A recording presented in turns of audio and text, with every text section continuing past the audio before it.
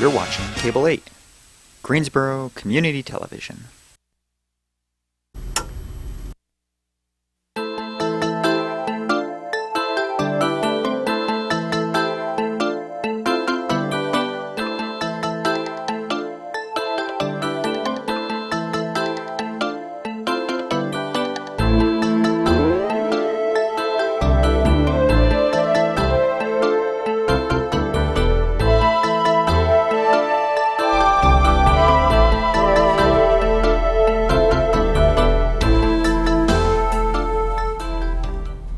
Hi, welcome to Greensboro Glimpses. Those of you that are regular viewers of our program may notice that we have a couple of different things on our set for this program, and we're going to be talking about those and several other things that are related to that, because the organization that we're looking at on this program is called Bookcase Operation. And I'm happy to have three people who are very prominent in Bookcase Operation with me, along with some things that are related to that.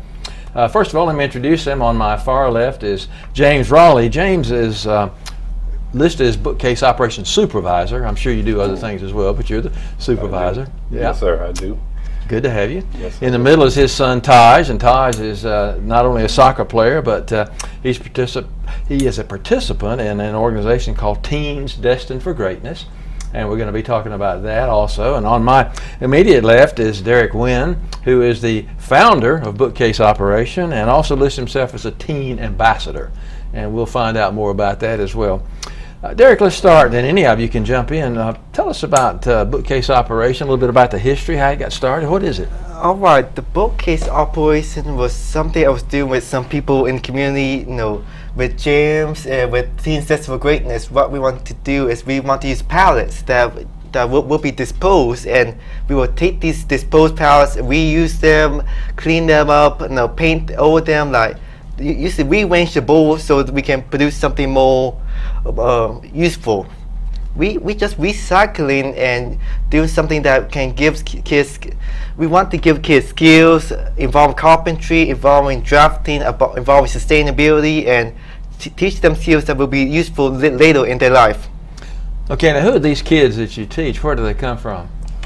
Yes, we work with teens from the age of 12 and up to 18, and anyone is welcome to come. We actually we had an establishment, Chandler's Florist and Coffee Shop, located on East Market Street, that opened their doors to this program and partnered with us, and they're doing the after-school program as well as a summer program for the teens, and anyone is welcome.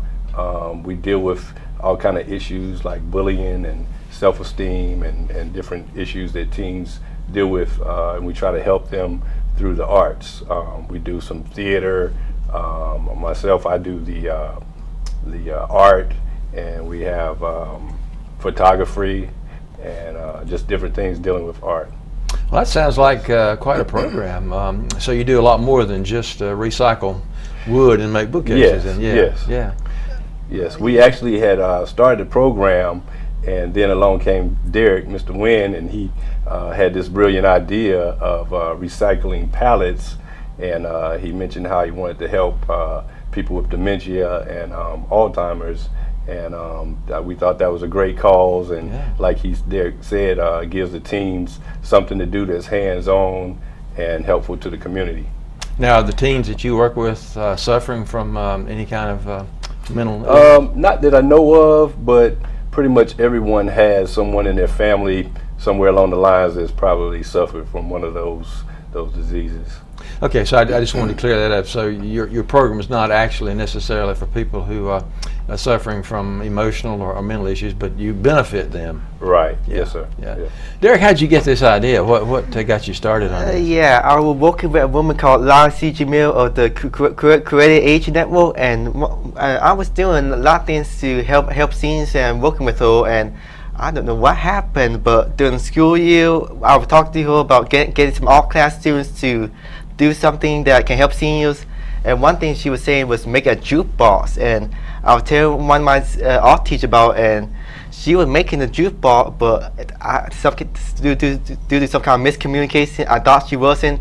So I was making this jukebox. I was making it out of wood, and it turned out to look more like a bookcase than a jukebox because you had to make a round top. So okay, I decided to turn it into a bookcase, and then I found out that then it turned out that my art teacher finally made the jukebox. So we got this bookcases, and it just then we got some my art teacher get some students to decorate it and put flowers all over it and look beautiful. And I want to continue that and because the experience of seeing something made out of wood, because the carpentry classes they pretty much been gutted out of the local high schools. A lot of people don't know how to use their hands. I remember during geometry class, my geometry teacher would ask, "Do any of you make a birdhouse or anything out of your hands?" And none of the students raised their hands. So it got to a point where nobody know how to use any tools. No one know how to work with wood. No one know how to get those practical, technical, hands-on skills. And when I just fell in love with this, and I wrote, I want to, and like I said, like the first bookcase we made, we donated to assisted living home. We gave that to Larry C.G. Miller, and Larry Miller took. I used to call her by full name. I took her to she took it to the assisted living home, and I want to continue doing something that connect young people with a lot different things, like with elderly issues, with hands-on skills, with art, like so multifaceted. Very good. That's very interesting. Tosh, you're sitting there mighty quiet. We're going to get you into the conversation. And what your connection is with primarily Teens Destined for Greatness, is that right? Yes, sir. Okay, tell us about that organization. What is it? Well, we usually do stuff on Tuesdays and Thursdays, and we have some field trips sometimes, and we just get on the bus and go. Like one time we went to the Science Center, the Natural Science Center, and that was pretty fun, but we just have a good time and do different stuffs, and we get to eat. That's good. Oh, you get to eat. Yeah. Where do you eat? They bring food in. They who brings the food? The supervisors and the people that. Your own organization? Yeah, the whole organization. Yeah. Okay. Very, very good. So sometimes we have pizza or something like that. Okay. How does somebody join? How does somebody like you that wants to get involved with this? Well, you just come. You just come. Okay. Where do they come? Where do you meet? Chandler's Florist and Coffee Shop. 709 East Market Street. Okay. Yes. And what you say Tuesdays and Thursdays? What time should they come?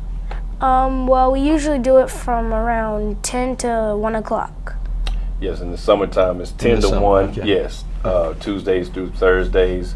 We're kind of taking a break right now, but we'll be starting up again for after school, probably like 4 to 6, and so we're just focusing right now on this bookcase operation until we pick back up, and we've kind of been doing that actually in my backyard and my next door neighbor's backyard, who's a carpenter who helped us, Lehman Cozart. He's definitely the carpenter, and I'm more the artist that's going to deal with the decorating side. But so we're willing to take any kind of donations or help that people may need, because it's just the Teens Destined for Greatness, Chandler's Florist Coffee Shop, and then myself, Victorious Visions Business, which is kind of pitching in, and like Todd said, we would just purchase the food for the kids and so forth. And so any help is welcome. You can go to my website, victoriousvisionsonline.com, Teens Destined for Greatness.com. Okay, I couldn't find those websites. I was looking for your I was looking for your websites. And well, I'm out there. I checked last check. Well, you are. I didn't see one that was Bookcase Operations. So maybe that's something you want to consider doing, is having a website that would lead you to these other places. Exactly. Well. Yeah. How long does it take you to do something like this? Now, this is one I know that you made because I saw a video on YouTube of your when you were staining this. How long does it take to make something like that? It took us approximately, actually this particular one, we had, Derek, myself, we had already kind of taken some of the pallets apart during the summer program, and then like I said, we transported it back to my house, and in the backyard there, my next door neighbor, the carpenter, had some tools and the saws and so forth, so it took a lot less time than it probably would have with us just doing it with a handsaw and so forth. So it took us in all about two maybe about 2 hours, which I think was a pretty quick job. That was just in building it, and then to stain it. It probably took maybe an hour or less. So total of 3 hours. Yeah. Now, where do you get these pallets? You just go out and pick them up at random? Or? Yes, I actually Derek bringing this project to us, it kind of opened my eyes again to see how things are recycled and how you can definitely make things useful that people take for granted and may throw away. Myself, I just saw businesses, and I started to notice pallets, outside businesses, and so I went and asked if if we could use some of the pallets, and I grabbed as many as I could, transport, and then here you have it. Now, this is a bookcase, you said, but this obviously isn't. So, do you plan to expand your repertoire and the things that you make to other than just bookcases and things like that? Yes, it's kind of interesting because I guess in our research we found out that there are all different types of pallets, big ones, small ones, different types. So as we were doing the building process, it was kind of a learning experience. So this table actually started out to be a bench. And so we, like I said, we didn't have a prototype to go by or anything. So we just had the artist, the carpenter, and the students. And so once we started and we realized that the table was a little wide for a bench, we decided to turn it into a table and make some legs out of the other part that we had. So the bookcase, as you can see, it uses different, some other parts of the palette. And so it just kind of flows. But we kind of drew up some sketches, and jotted down some ideas of how we did it, so we would know how to do it again. Well, it sounds like a very interesting project. Now, Derek, you mentioned, I think you said the first one you gave away. Do you plan to sell these, or what do you plan to do with them in the future? We would like to sell them, and all the revenue will go to helping seniors with Alzheimer's and dementia. And I will need to talk to.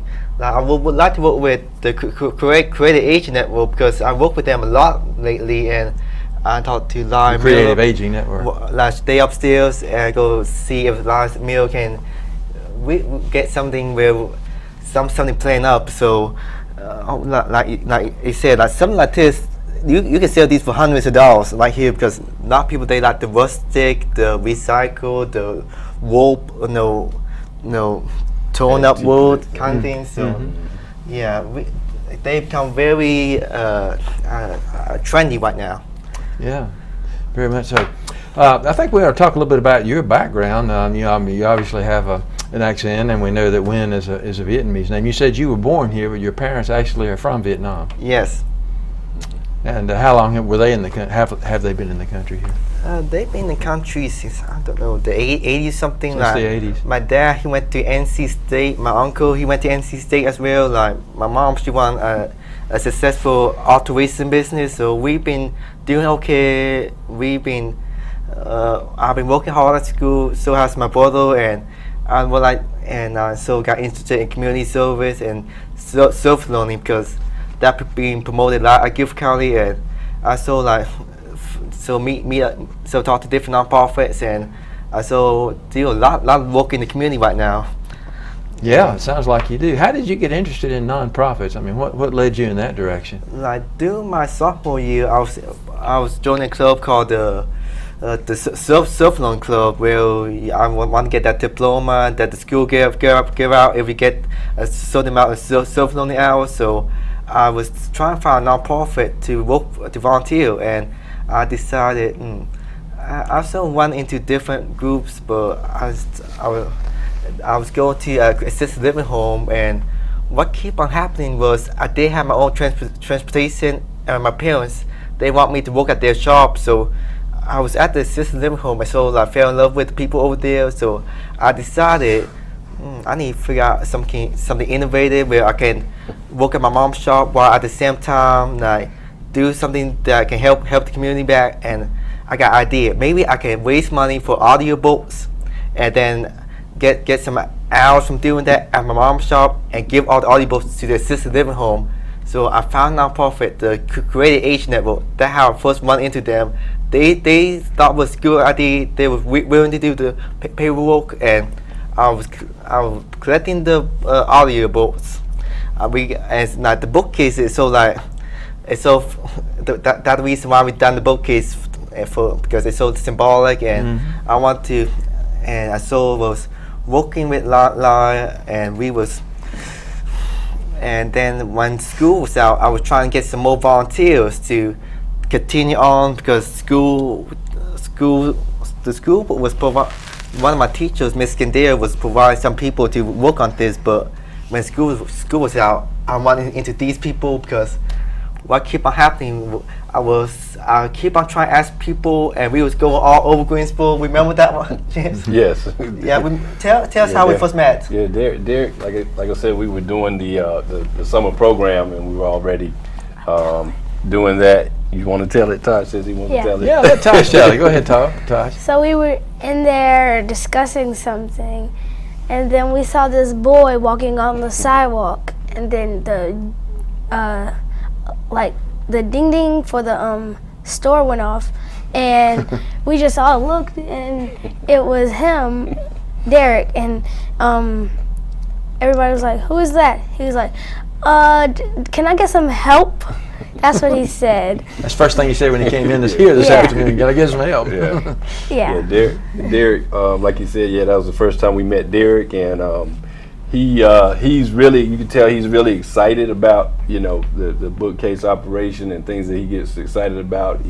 He's going a mile a minute, and then with his accent, we had to figure out what he was saying at first, and I said, well, this guy, he's pretty ambitious, and he has sketches drawn out and stuff, and he had been all up and down A&T and UNCG and up and down East Market Street trying to get people to listen to his ideas, and so I said, well, I looked at what he had, and I said, well, he's got something here that we can definitely work into our program, and he definitely has a good heart. He wanted to help people again with those diseases, so we thought it was a good cause and a win-win situation. Oh, it certainly is.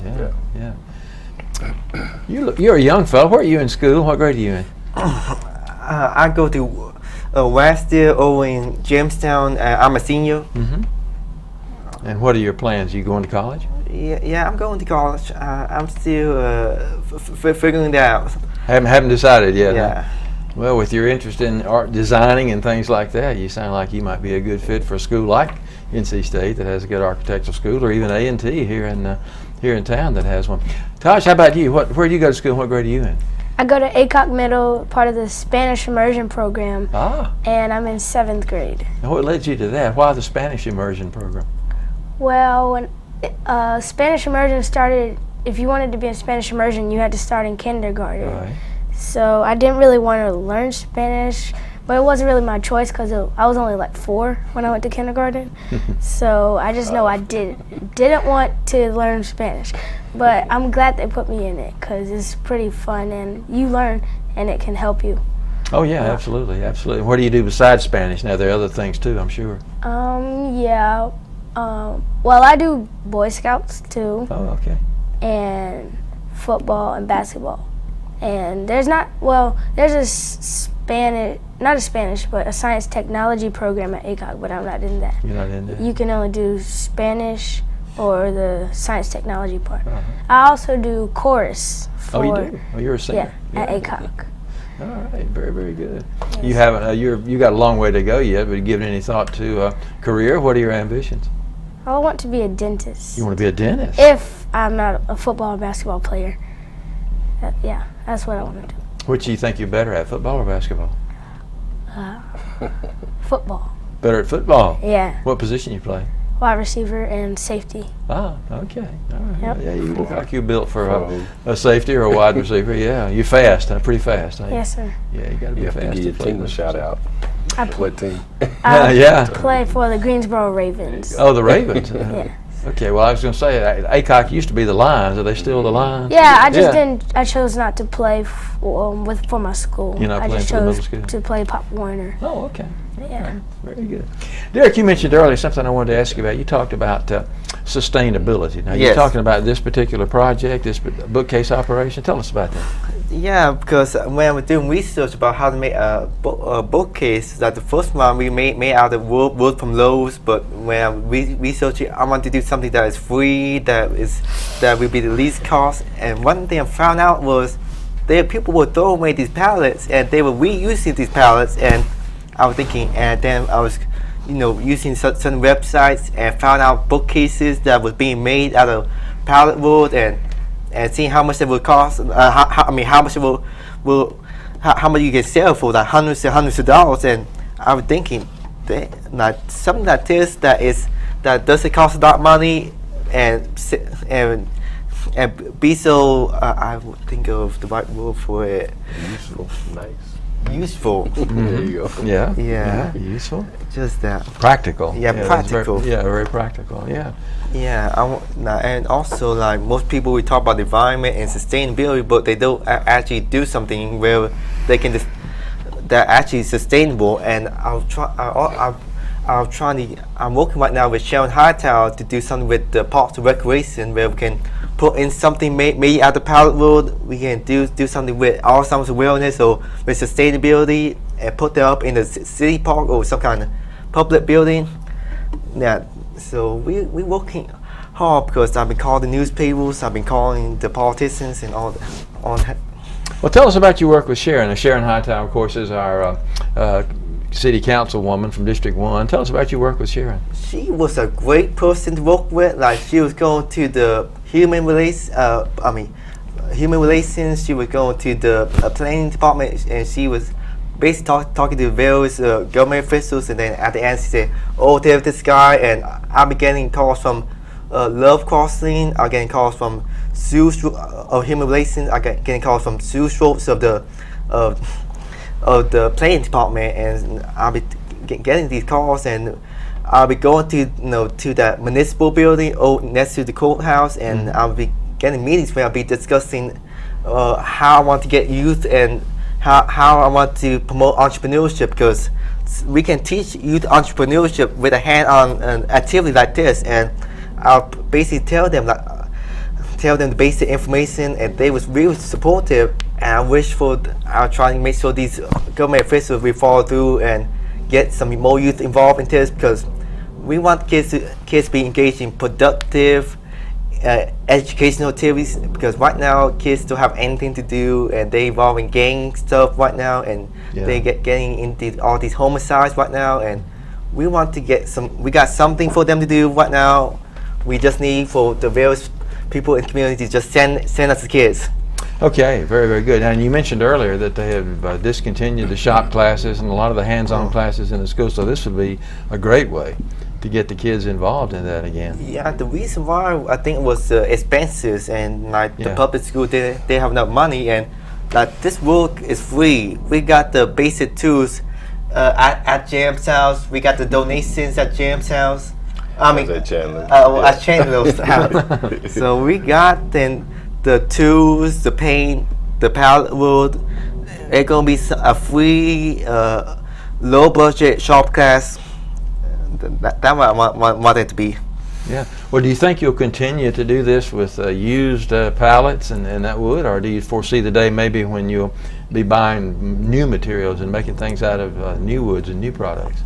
There's certain qualities to the pallet wood that see how it very different from the mass-produced wood that you found at stores right now. That I just fell in love with it. Just like using the pallet wood, yeah. Yeah, it just look beautiful right now. Do you have, or you think you will have, any kind of showroom? I mean, where people can come in and see what you've built and maybe purchase possibly. one?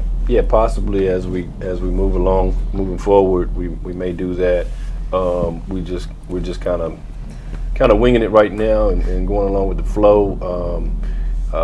Derek is more out there hitting the streets and, like you said, talking to the people, and maybe some of the pieces may be displayed, as he said, at Parks and Recs or some public place, you know. And then we do plan on doing more artistic coverings, other than the just staining, you know, for the purpose of getting this one finished, having a prototype so people could see it. We just did a stain on it, a red cherry mahogany stain. But we plan on bringing in my artistic skills more so, and you know, maybe doing a grasshopper logo or something flower that represents the community. Yeah. And, Well, tell us how kids can get involved. Suppose young people or parents are watching and say, I'd like for my son or daughter to be involved in that. Okay. I guess right now I can give you my number. Again, the website is Victorious Visions. That's VICTORIOUS, and then Visions, VISIONS, online.com. My name is James, and my number is 336-340-4452. And also Chandler's Florist and Coffee Shop. You can visit there. That's where we hold the program, and it's at 709 East Market Street here in Greensboro. And those are the ways that you can contact us right now. Okay, very good. Tosh, just about out of time. Give us about a 1-minute statement about why people should join Teens Destined for Greatness. Because it's fun and there's a lot to do, and of course food and nice people and skits. Oh, you acting. do acting. Okay. Yeah, acting, art, photography, and just being around people that And what are the ages? What age range do you have? 12 to 18. 12 to 18. Yes, and it's for anybody between those ages. Sounds great. Well, I hope people will take advantage of that and enjoy. Derek, you're doing a great thing. Derek and James, I really commend you for this, and I certainly hope that this is able to grow and that you can realize your dreams of helping these people with Alzheimer's and dementia, and just carry this dream as far as you want to take it. Thank you so much. Right. Thank you. You bet. Thank all of you for being with us Thank on you the for having program. We us. appreciate you sharing this. It's Yes, sir. it's a great project. And of course, as always, we thank you. Keep it right here on Cable 8.